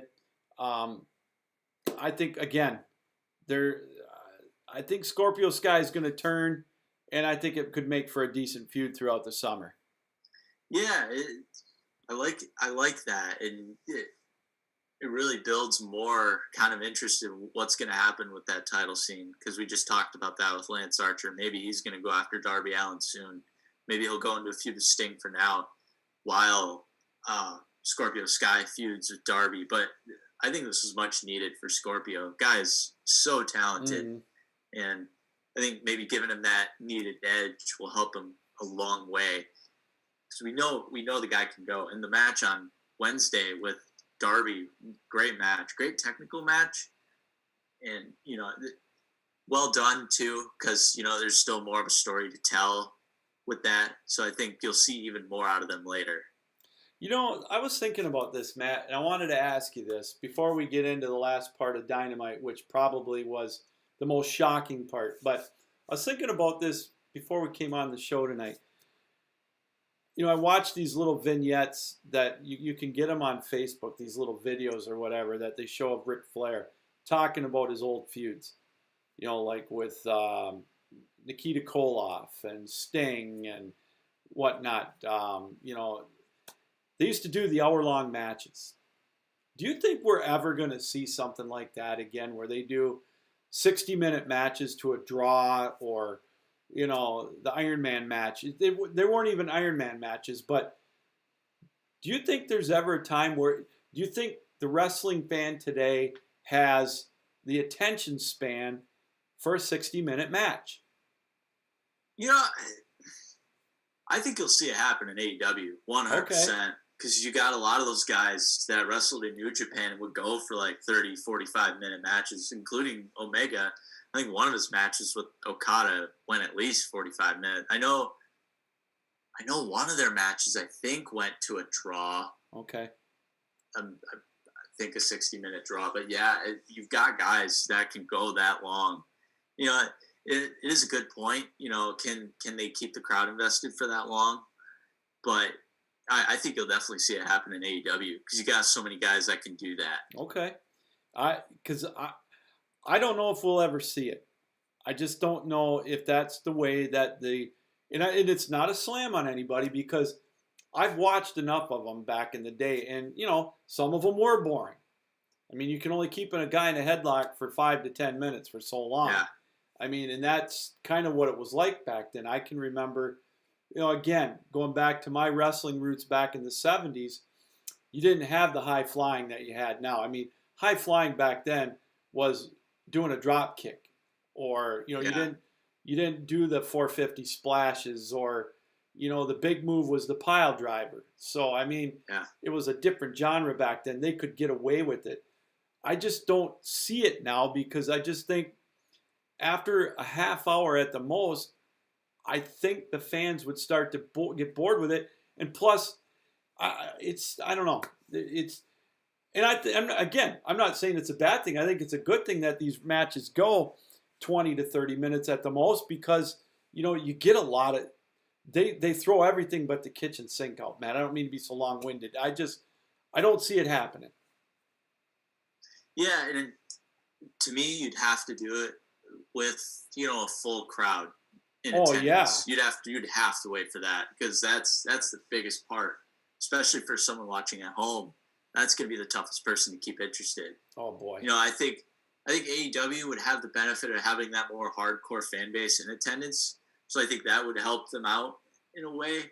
I think one of the guys would have to be Omega in the match. Yeah.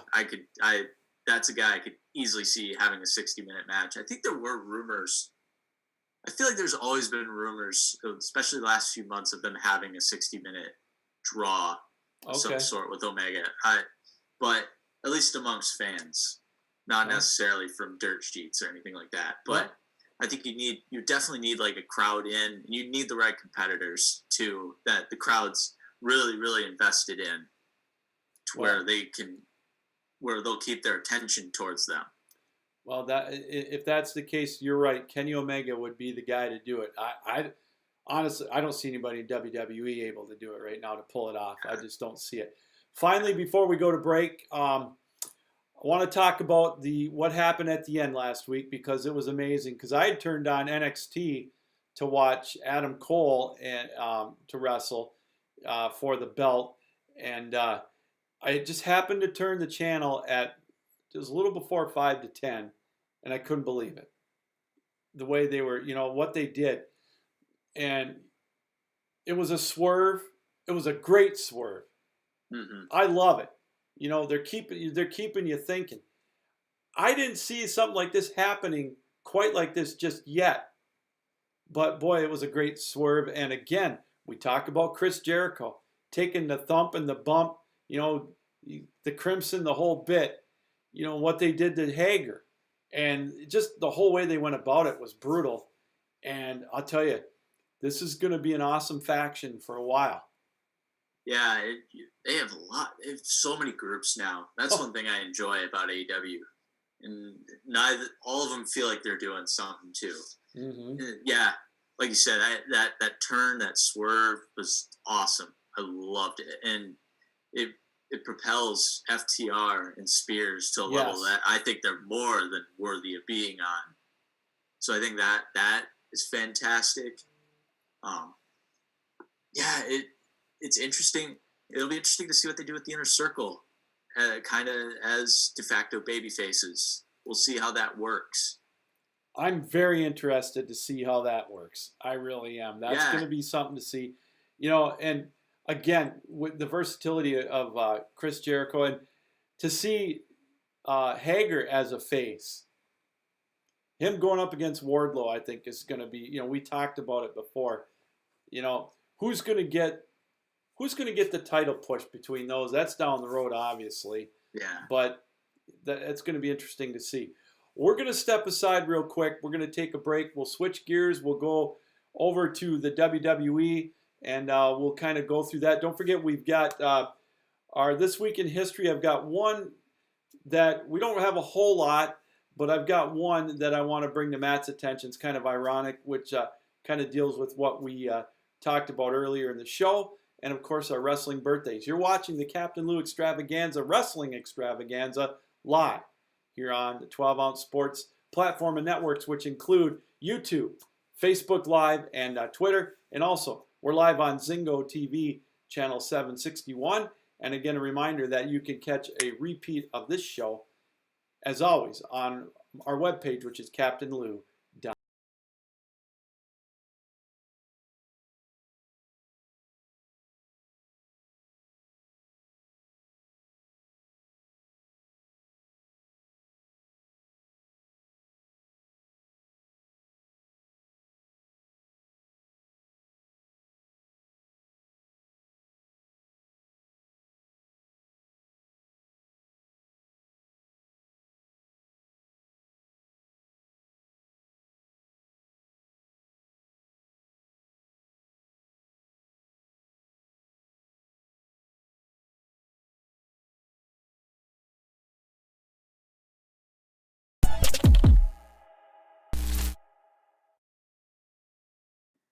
I saw AJ Green did.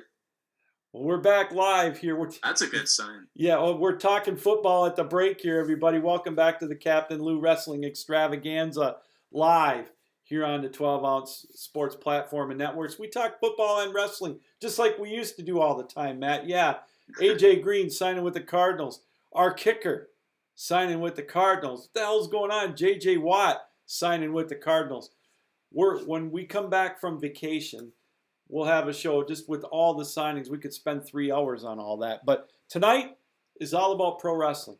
As we talked extensively about AEW, what they've got going on. We mentioned they've got a great women's match, kind of like a Texas death match kind of a match tonight with Britt Baker. That's going to be a good one.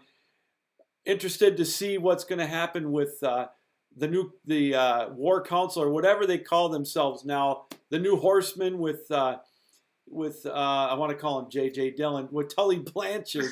It's going to be interesting to see what Tully has to do with it. I love how he came in and helped with the spike pile drivers. That was kind of cool. Yeah, you really could be that J.J. Dillon. Yeah. And you could be the J.J. to MJF's Ric Flair, a guy that won't always need to be the promo guy, but he definitely can be when called upon. Well, Matt, let's switch gears over to Monday Night Raw and SmackDown and Fastlane, WWE in general. We had a title change this past weekend this past Monday, the tag belts. I'm a little bummed out that they took them off the Hurt Business. I don't get it. I like the faction having all the belts, but it sets up the New Day, gives AJ Styles another belt to go after. Not sure I'm really happy with that.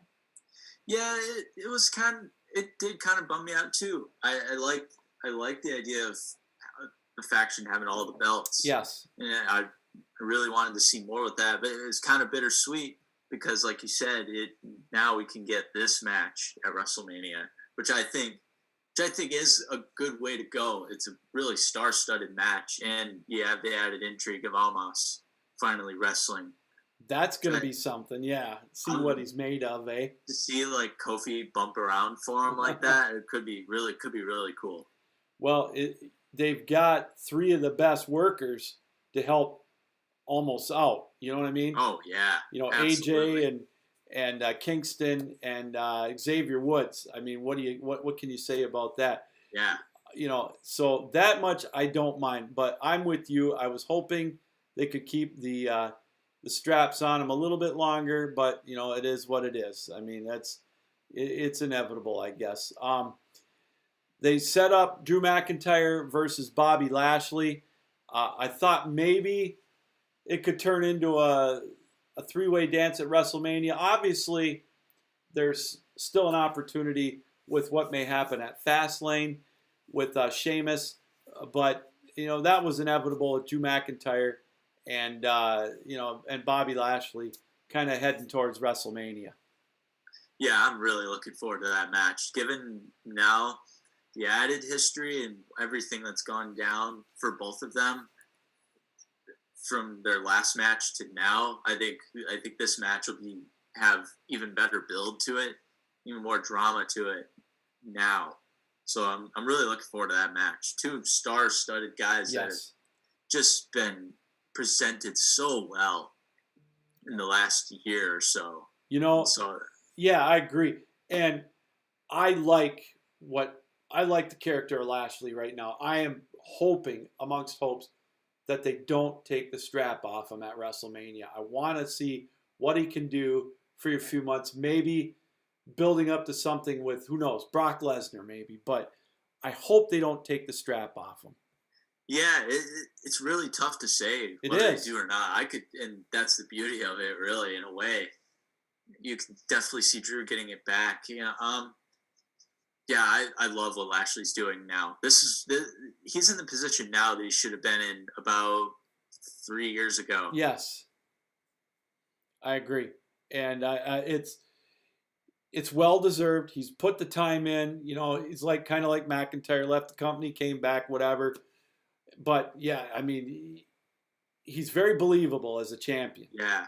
Oh yeah. Presents himself he tremendously. carries himself so well as a champ. 100% agree. Some of the other things that went on Monday night, R-Truth getting the belt again. Not surprised, because it looks like it's going to set something up with Damian Priest and The Miz. But again, you got Damian Priest still kind of, doing things with Elias and Jackson Riker. I don't know. It's kind of muddled. Hopefully it works itself out here in the next couple of weeks leading up to WrestleMania. Yeah, I think they're more just going to worry about that program between them and Miz and Morrison. One thing I wonder if whoever came up with the idea of Bad Bunny just handing off the title to Truth literally was saying, okay, well, we need to hand this title off back to him at some point. And then someone else was like, what if we literally just have him hand it off to him? Yeah. All right, let's do that. Yeah, well, bigger and better things for him, I guess. I don't know, with leading up to WrestleMania, because it's inevitable that I guess they are going to probably do something with Miz and John Morrison, so that. What do you think of what they're doing with Shane McMahon and Braun Strowman? I was surprised about the slime. Again, they're going to be going at each other in WrestleMania.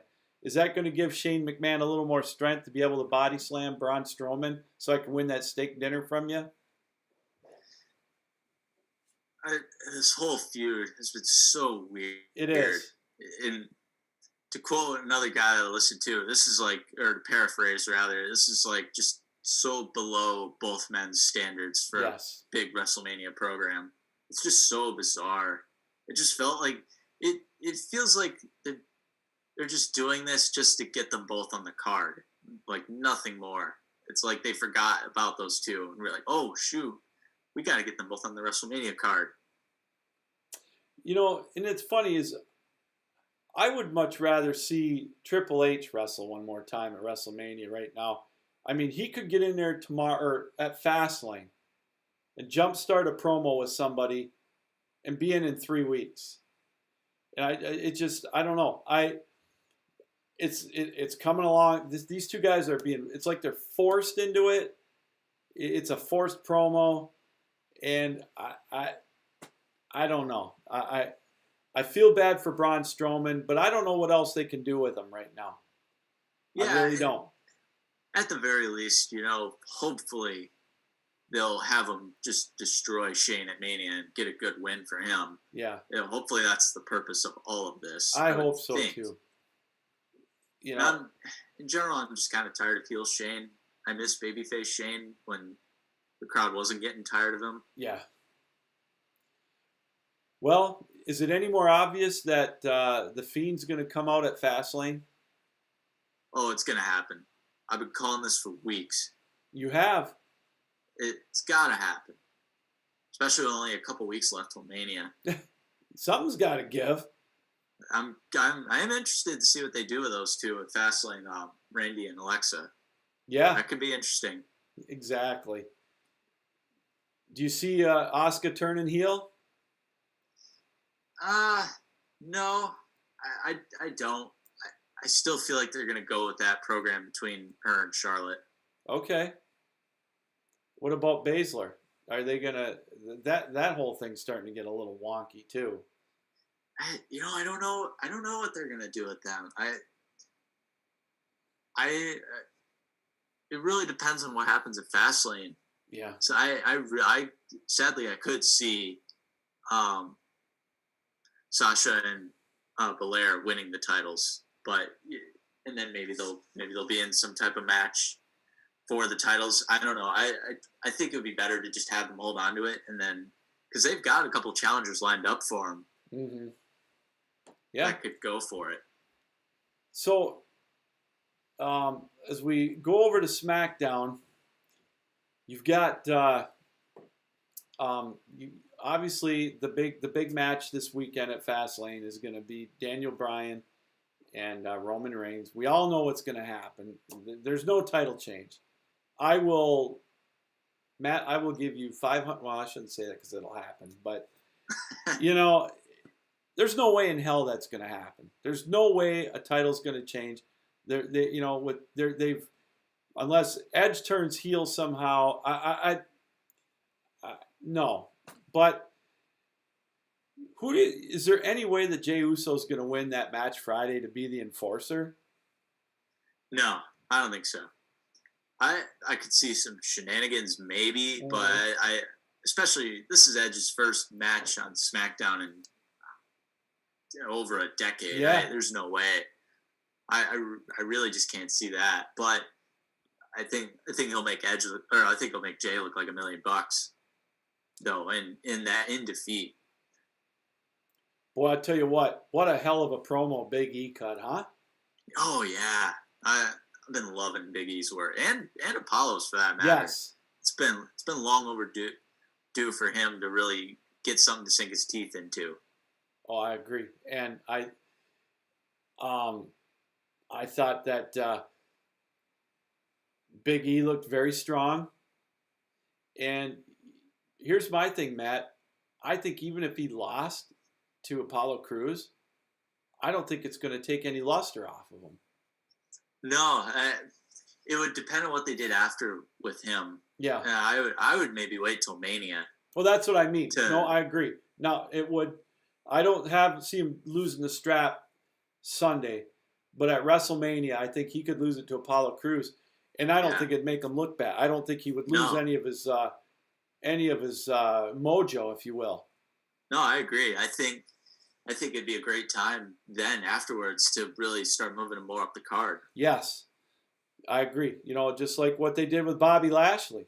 They took the U.S. belt off of him, and right away he gets into the main event picture. And again, going back to that real quick, I could see him with the momentum going through the summer. Maybe Brock Lesnar, maybe, who knows, The Fiend. I don't know. There's a lot of opportunities for him. Yeah. But with Roman Reigns and with Edge and with Daniel Bryan, can you see a three-way dance at WrestleMania? I can. Yeah, just the way they've been building it. I wish Daniel had more of a bit more of a stake to that match, but I think you could get that this Sunday.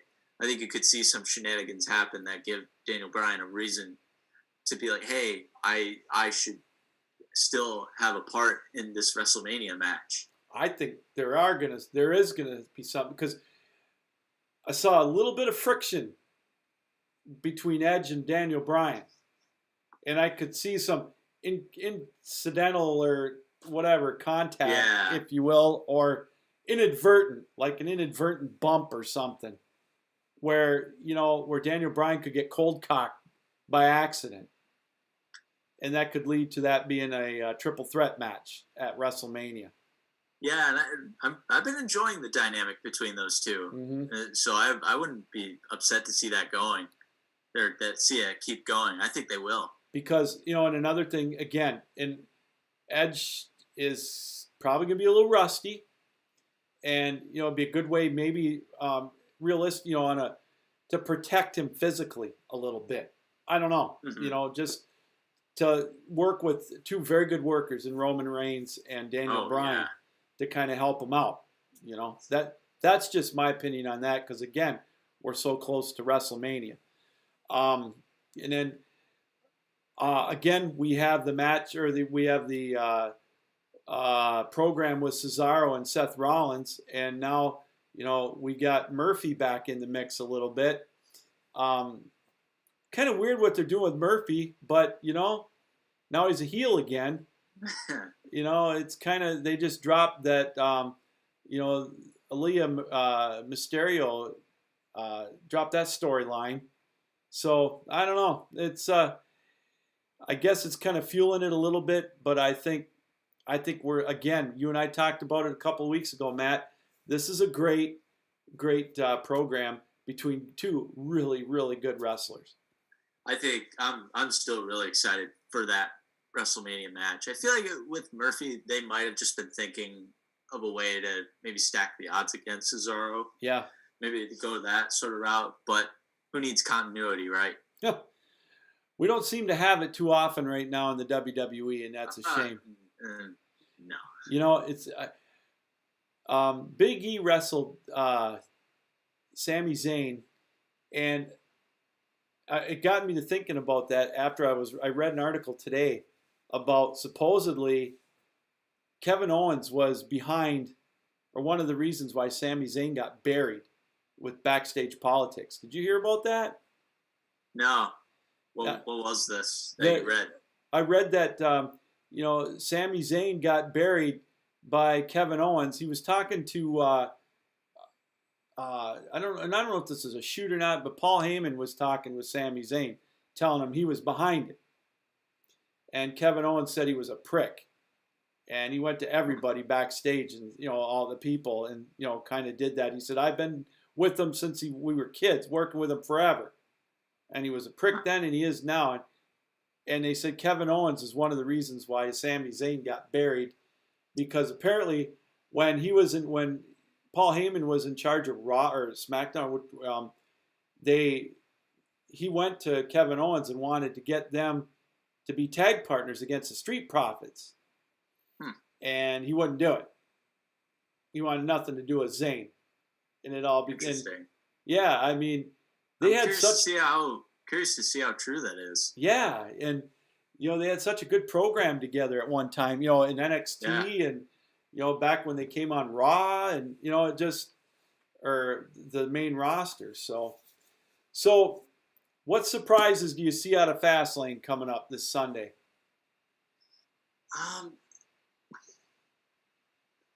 Great question. It's kind of an unfortunate spot for Fastlane to be in, just because with it so soon. You don't want to put too many surprises out there. No, I agree. I don't see any coming, Matt. I really don't. I mean, it's the only surprise I could see is somebody added. My biggest surprise could be Sheamus added to the WrestleMania main event, co-main event, if you will, making that a triple threat. That would be my big surprise there. I don't see any titles changing hands or anything crazy like that. That would be a swerve. That would be the swerve of the year, in my opinion, to see a title change hands of consequence at Fastlane. Yeah, I don't see it either. Okay. Well, we got a couple minutes left. What we like to do each week, we take a look back at pro wrestling history.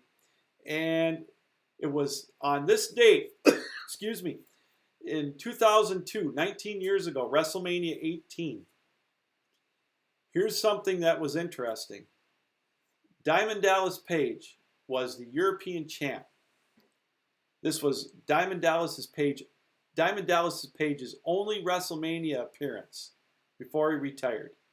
Who did he pin? Christian. Yes. How did you know that? So, interestingly enough, I actually, about a year ago, I went and watched like a bunch of SmackDowns from the SmackDown 6 days. Okay. They started like just after that Mania. Okay. And they were still playing off that storyline with him and Paige. 19 years ago. Man, it just... I got to give it to you, Matt. I thought I had you for sure on that one. He was done with his stalker days. I guess so. After he got flattened by The Undertaker.